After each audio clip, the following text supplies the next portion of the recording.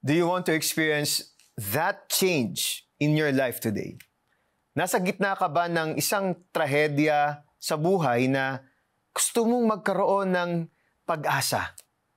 Ang pag-asa po ay matatagpuan lamang sa ating Panginoon at tagapagligtas na si Jesucristo. Kaya kung gusto mong maranasan ang pagbabago at maranasan ang pag-asang ito, manampalataya ka sa Panginoon. Simulan mo sa isang panalangin. Sumabay ka sa aking panalangin, kaibigan. Let us pray. Dear Heavenly Father, aming Diyos Ama sa langit, patawarin niyo po ako sa aking mga kasalanan na gawang pagkakamali sa buhay. Nasa gitna po ako ngayon ng isang matinding trahedya. Isang matinding pagsubok na tila wala na akong kawala, wala na akong pag-asa. Pero ngayong oras sa ito, nananampalataya ako na may pag-asa, may kagalingan sa iyo.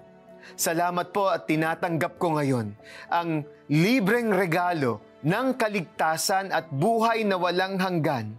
Tinatanggap ko po ang bagong simula, bagong pag-asa at bagong buhay kasama ka.